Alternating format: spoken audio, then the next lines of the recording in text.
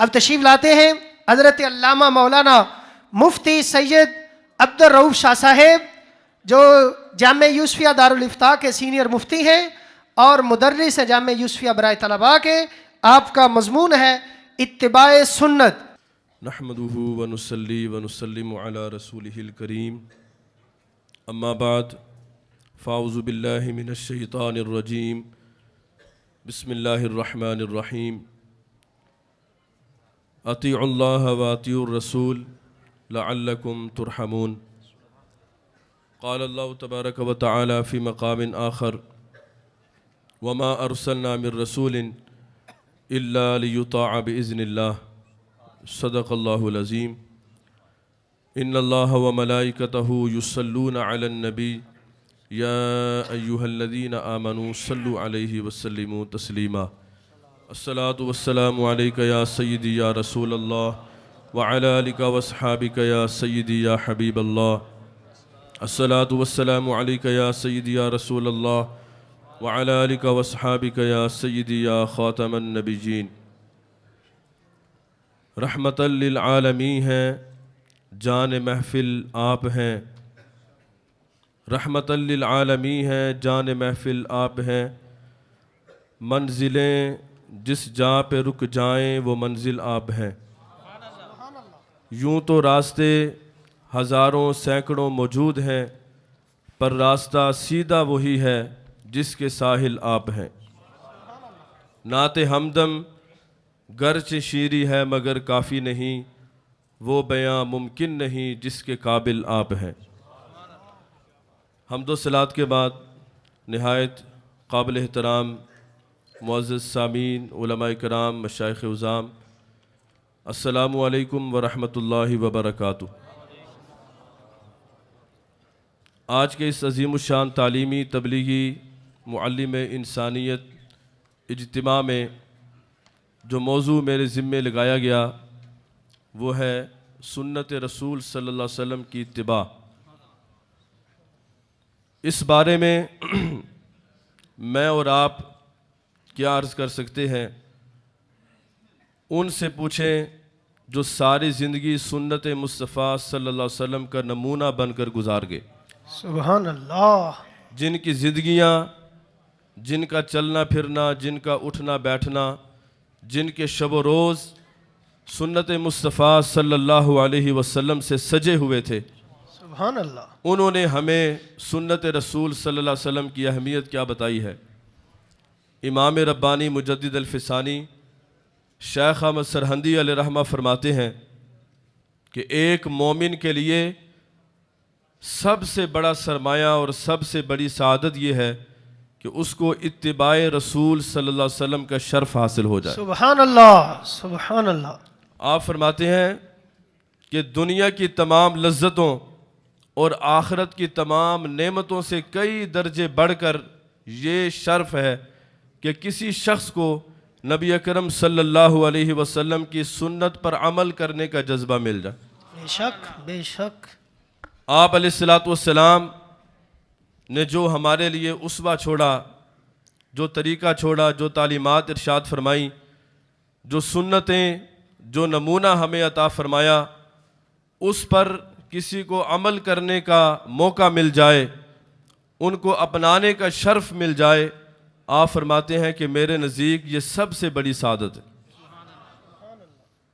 اور آپ نے اپنی زندگی کے اندر جو اپنی آخری خواہش ظاہر فرمائی، ہر بندے کی کوئی نہ کوئی خواہش ہوتی ہے، کوئی آرزو ہوتی ہے، کوئی تمنا ہوتی ہے۔ کوئی کہتا ہے کہ میں اپنی اولاد کی شادی کر کے دنیا سے چلا جاؤں، اپنی اولاد کے لیے مکان بنا کے چلا جاؤں، میرا فلاں کام رہتا ہے وہ مکمل ہو جائے پھر دنیا سے چلا جاؤں۔ لیکن امام ربانی مجدد الفسانی شیخ احمد سرہندی علیہ رحمہ فرماتے ہیں کہ میری خواہش کیا ہے؟ آپ فرماتے ہیں میری خواہش یہ ہے، میری تمنا یہ ہے کہ میں اس دنیا سے جاتے جاتے حضور علیہ السلام کی کسی اور سنت کو زندہ کر جاؤں۔ سبحان اللہ، سبحان اللہ۔ آپ علیہ الصلوۃ والسلام کے دین کے کسی پہلو کو زندہ کر جاؤں، سنت مصطفیٰ صلی اللہ علیہ وسلم کی روشنی مسلمانوں کے دلوں کے اندر اجاگر کر کے چلا جاؤں، یہ میرے لیے زندگی کی سب سے بڑی خوش نصیبی ہے۔ سبحان اللہ۔ آج ہم غیروں کے طریقوں کی طرف دیکھتے ہیں، اپنے گھروں کے اندر، اپنی زندگیوں کے اندر ہم نے غیروں کی رسومات کو اپنایا ہوا ہے، لیکن ہمارے پیارے آقا صلی اللہ علیہ وسلم جو اسوہ اور نمونہ، جو سنت ہمارے لیے چھوڑ کے گئے، ہماری کامیابی اسی میں ہے کہ ہم اس سنت کو اپنانے والے بن جائیں۔ بے شک بے شک۔ ابھی آپ سماعت کر رہے تھے کہ ہمارے پیارے آقا صلی اللہ علیہ وسلم کو اللہ تعالیٰ نے جو حسن و جمال عطا فرمایا وہ کائنات کے اندر کسی اور کو نہیں عطا فرمائے۔ بے شک۔ تو پھر اس کا تقاضا یہ ہے کہ ہمارے پیارے آقا صلی اللہ علیہ وسلم اس حسین بدن سے، اس حسین حسن و جمال والے بدن مبارک سے، جسم مبارک سے آپ علیہ الصلوۃ والسلام نے جو اعمال کیے، جو ادائیں ظاہر فرمائیں، وہ بھی سب سے زیادہ حسن و جمال والی ہے۔ سبحان اللہ۔ آپ کی سنت اور آپ کے طریقے سے بڑھ کر بھی کوئی طریقہ حسن و جمال والا نہیں ہے۔ نبی اکرم صلی اللہ علیہ وسلم جس جگہ سے بار بار گزرے، بار بار آپ کے قدم مبارک جس جگہ کو لگے، اس کو ہم ریاض الجنہ کہتے ہیں، اور ہزاروں سینکڑوں مسلمان ہر سال پیسہ خرچ کر کے، اپنا سرمایہ خرچ کر کے، دولت خرچ کر کے وہاں پر جاتے ہیں کہ اس جگہ کی زیارت ہو جائے اور وہاں ریاض الجنہ والی جگہ میں کھڑے ہو کر کچھ نفل پڑھنے کی سعادت مل جائے۔ کیوں؟ اس لیے کہ وہ جگہ ہے جہاں نبی اکرم صلی اللہ علیہ وسلم کے قدم مبارک بار بار لگے، وہ ریاض الجنہ بن گئی، جنت بن گئی۔ یا ہمیں بھی سوچنا چاہیے کہ جس جگہ پر نبی اکرم صلی اللہ علیہ وسلم کے قدم مبارک بار بار لگیں، آپ بار بار وہاں سے تشریف لائیں، بار بار وہاں سے آپ کا گزر ہو، وہ جگہ جنت کا باغ بن جائے۔ اگر ہم اپنے اس جسم پر اپنے پیارے آقا صلی اللہ علیہ وسلم کی سنت، آپ کے قدم مبارک کے نشانات اور آپ کے طریقے اپنے جسم پر لاگو کریں گے، نافذ کریں گے، تو ہمارا یہ جسم بھی جنت کا باغ بن جائے گا۔ سبحان اللہ سبحان اللہ۔ ہمیں چاہیے کہ ہم اپنے جسم کو بھی ریاض الجنہ بنائیں، اس جسم کو بھی جنت کا باغ بنائیں۔ اس کا واحد طریقہ یہی ہے کہ ہم پیارے آقا صلی اللہ علیہ وسلم کی سنتوں پر عمل کرنے والے بن جائیں۔ حضرت شیخ عبد القادر جیلانی علیہ رحمہ نے بڑی خوبصورت بات فرمائی اپنے مواعظ میں۔ آپ فرماتے ہیں کہ جو آدمی نبی اکرم صلی اللہ علیہ وسلم کے طریقے پر چلنے والا ہے، آپ علیہ الصلوۃ والسلام کی سنتوں کو اپنانے والا ہے، وہ ایسے ہے کہ گویا حضور علیہ الصلوۃ والسلام کے قدم مبارک کے سائے کے نیچے، اس کو حضور اکرم صلی اللہ علیہ وسلم کے قدم مبارک کا سایہ نصیب ہو گیا۔ اور جو آپ کی سنت مبارکہ سے ہٹ کر زندگی گزارنے والا ہے، نبی اکرم صلی اللہ علیہ وسلم کی تعلیمات اور طریقوں سے ہٹ کر زندگی گزارنے والا ہے، وہ ایسے ہے کہ گویا کہ وہ شیطان کے قدم کے نیچے آ گیا۔ اللہ اکبر، استغفر اللہ استغفر۔ اب جو شخص چاہتا ہے، جو آدمی چاہتا ہے کہ ہم اپنے پیارے آقا صلی اللہ علیہ وسلم کے قدم مبارک کے نیچے آ جائیں، تو ہمیں یہ چاہیے کہ ہم سنت مصطفیٰ صلی اللہ علیہ وسلم کو اپنانے والے بن جائیں۔ آج ہم کہتے ہیں کہ حضور علیہ الصلوۃ والسلام ہم پر نظر کرم فرما دیں، نظر عنایت فرما دیں۔ بزرگان دین کی بارگاہ میں جاتے ہیں، اولیاء اللہ کی بارگاہ میں جاتے ہیں، ان سے یہ گزارش کرتے ہیں کہ آپ ہم پر نظر کرم فرمائیں، آپ ہم پر نظر عنایت فرمائیں۔ ایک بزرگ تھے حضرت ابو الحسن شاذلی علیہ رحمہ، ان کے پاس بھی اسی طرح ایک ان کا عقیدت مند ایک مرید چلا گیا اور کہنے لگا، حضور آپ مجھ پر کوئی نظر کرم فرما دیں، نظر عنایت فرما دیں، میرا بھی بیڑا پار ہو جائے۔ آپ نے بڑا خوبصورت جواب فرمایا، یہ رسمی بات جو تم کر رہے ہو یہ بہت سارے لوگ کرتے ہیں، لیکن تم اس بات کی طرف توجہ نہیں کرتے۔ جتنے بھی اولیاء اللہ آئے، میری بات چھوڑ دو، جتنے بھی اللہ کے ولی آئے وہ سارے اس لیے آئے کہ تاکہ لوگوں پر نظر کرم کر دیں، تاکہ لوگوں کی زندگیاں بدل جائیں، ان کے دل بدل جائیں، لوگ سنور جائیں، درست ہو جائیں، وہ دین پر عمل کرنے والے بن جائیں۔ فرمایا یہ سب اولیاء اللہ کی تمنا ہے، ان کی آرزو ہے، بلکہ جتنے بھی اللہ کے پیارے نبی علیہ السلام آئے، انبیاء کرام آئے، وہ بھی یہی چاہتے تھے کہ یہ لوگ درست ہو جائیں، وہ بھی تم پر نظر کرم کرنا چاہتے ہیں۔ اور ہمارے پیارے آقا صلی اللہ علیہ وسلم تو میدان طائف کے اندر پتھر کھا کے بھی حضور علیہ الصلوۃ والسلام اپنی امت پر نظر کرم فرما رہے ہیں۔ آپ تکلیفیں برداشت کر کے بھی پھر بھی آپ فرماتے ہیں لوگوں میری مثال اور تمہاری مثال اسی طرح ہے جیسے کوئی آدمی آگ جلائے اور اس پر پروانے آ کر گرتے ہیں، اس پر پتنگے آ کے گرتے ہیں، اس کے اندر داخل ہونے کی کوشش کرتے ہیں، لیکن آگ جلانے والا ان کو کھینچ کر پیچھے کرتا ہے کہ اگر وہ اس آگ کے اندر چلے گئے تو جل کر راکھ ہو جائیں گے۔ فرمایا اسی طرح لوگ جہنم کی آگ کی طرف دوڑ دوڑ کر جا رہے ہیں، انا آخذ بحجزکم عن النار، اور میں محمد تمہیں کمر سے پکڑ پکڑ کر تمہاری پشتوں سے پکڑ پکڑ کر پیچھے کھینچ رہا ہوں۔ اللہ اکبر اللہ۔ نبی اکرم صلی اللہ علیہ وسلم تو تکلیفیں برداشت کر کے بھی، پتھر کھا کے بھی، آپ پر کوڑا پھینکا جاتا ہے، اذیت دی جاتی ہیں، پھر بھی اپنی امت پر نظر کرم فرما رہے ہیں، پھر بھی اپنی امت کے لیے دعا کر رہے ہیں۔ حضرت ابو الحسن شاذلی علیہ رحمہ نے فرمایا اصل بات یہ ہے کہ تمہیں ضرورت ہے تم بھی ذرا نظر توجہ کر لو تھوڑی، سبحان اللہ۔ تم بھی اپنی طلب کا مظاہرہ کرو نا۔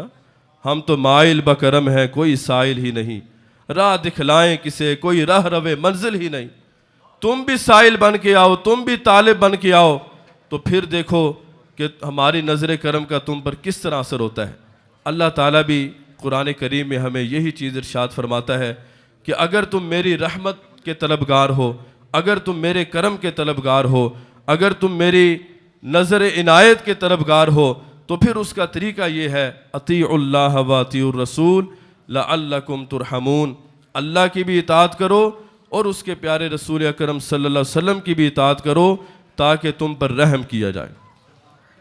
اللہ تعالیٰ نے ہمیں قرآن کریم میں اپنی رحمت حاصل کرنے کا نسخہ بتا دیا ہے، نبی اکرم صلی اللہ علیہ وسلم کی نظر عنایت حاصل کرنے کا نسخہ بتا دیا ہے۔ وہ واحد نسخہ یہ ہے کہ حضور اکرم صلی اللہ علیہ وسلم کی اطاعت کی جائے اور آپ کی سنت کا دامن مضبوطی سے تھام لیا جائے۔ اس دور کے اندر بھی، اس گئے گزرے زمانے کے اندر بھی جو شخص نبی اکرم صلی اللہ علیہ وسلم کے دامن کو تھامنے والا ہے، آپ کی سنتوں کو اپنانے والا ہے، وہ اس دور کے اندر بھی بڑی عزتوں کا مالک ہوتا ہے۔ اور آج ہم چاہتے ہیں کہ ہمیں پیارے آقا صلی اللہ علیہ وسلم نظر عنایت فرمائیں، ان کا دیدار حاصل ہو جائے، قرب حاصل ہو جائے، تو وہ کیسے حاصل ہوگا؟ اس پر بھی غور کرنے کی ضرورت۔ عظیم صحابی رسول حضرت معاذ بن جبل رضی اللہ تعالیٰ عنہ، مشکوٰۃ شریف کی حدیث میں آتا ہے نبی اکرم صلی اللہ علیہ وسلم نے جب ان کو قاضی بنا کر یمن کی طرف بھیجا، اور حضور علیہ الصلوۃ والسلام ان کو جب روانہ فرما رہے تھے یمن کی طرف، تو نبی اکرم صلی اللہ علیہ وسلم کافی آگے تک ان کو الوداع کرنے کے لیے ان کے ساتھ چلتے چلتے آئے، اور ساتھ ساتھ ان کو وصیتیں فرماتے رہے، نصیحتیں فرماتے رہے، تعلیمات فرماتے رہے کہ اے معاذ تم اگر یمن میں جاؤ تو وہاں جا کر تم نے کیسے زندگی گزارنی ہے، تمہاری کامیابی کیسی ہوگی، تم نے وہاں جا کر کیسے فیصلے کرنے ہیں۔ نبی اکرم صلی اللہ علیہ وسلم نے ان کو بھرپور وصیتیں فرمائیں، اور اس موقع پر جو آخری بات نبی علیہ السلام نے ارشاد فرمائی وہ یہ تھی، بڑی قابل غور ہے۔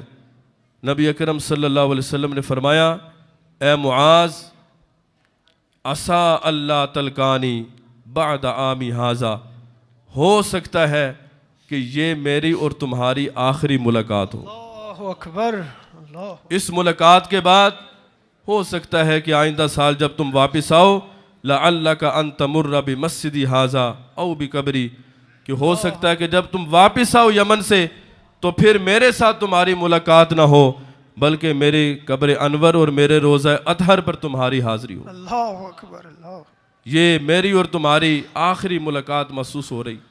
حضرت معاذ بن جبل رضی اللہ تعالیٰ نے جب یہ جدائی کے کلمات سنے تو آپ کے دل پر ایسے اثر انداز ہوئے، حدیث میں آتا ہے فبکا معاذ، حضرت معاذ رضی اللہ تعالیٰ نے اتنے روئے کہ پھوٹ پھوٹ کر رونا شروع کر دیا۔ آپ کی ریش مبارک آنسوؤں سے تر ہو گئی کہ نبی اکرم صلی اللہ علیہ وسلم کی جدائی کا وہ تصور ذہن میں آ گیا کہ اب تو میں حضور علیہ الصلوۃ والسلام سے مصافحہ کر رہا ہوں، آپ کی زیارت سے مستفیض ہو رہا ہوں، آپ کے پاس کھڑا ہوں، اور جب میں واپس آؤں گا تو آپ علیہ الصلوۃ والسلام کی پھر مجھے زیارت نصیب نہ ہو، حضور علیہ الصلوۃ والسلام کے روضہ اطہر پر پھر میں حاضری دوں۔ آپ علیہ الصلوۃ والسلام کی یہ جدائی کا تصور جب ان کے ذہن میں آیا تو پھوٹ پھوٹ کر رونا شروع کر دی۔ نبی اکرم صلی اللہ علیہ وسلم نے جب حضرت معاذ بن جبل رضی اللہ تعالیٰ عنہ کی یہ حالت غیر دیکھی، ان کے رونے کا انداز دیکھا، ان کے دل کو مغموم دیکھا، چہرے کو پریشان دیکھا، تو نبی علیہ السلام نے ان کے لیے تسلی کے کلمات ارشاد فرمائے. اور یہ کلمات صرف ان کے لیے نہیں ہیں، آپ علیہ الصلوۃ والسلام کی پوری امت کے لیے ہیں، ہم سب کے لیے بھی ہیں. اور میرے آج کے بیان کا آخری پیغام بھی یہی ہے. حضرت معاذ بن جبل رضی اللہ تعالی عنہ کی طرف مخاطب ہو کر نبی اکرم صلی اللہ علیہ وسلم نے فرمایا، اے معاذ، تم میری جدائی کی وجہ سے پریشان ہو کہ آئندہ جب تم آؤ تو میرے ساتھ ملاقات ہو یا نہ ہو، میں تمہیں ایک تسلی والی چیز بتا دیتا ہوں. ان اول الناس بی المتقون من کانوا حیث کانوا، کہ جو میری شریعت پر چلنے والا ہے، میری سنت پر چلنے والا ہے، وہ کوئی شخص بھی ہو، دنیا کے کسی بھی کونے میں رہنے والا ہو، وہ جتنا بھی دور کیوں نہ ہو، جو میری سنت پر چلنے والا ہے وہ دور رہ کر بھی میرے قریب ہے. اللہ تعالی ہمیں بھی نبی اکرم صلی اللہ علیہ وسلم کی سنتوں کو اپنانے اور ان کو آگے پھیلانے کی توفیق عطا فرمائے. وآخر دعوانا ان الحمد للہ رب العالمین.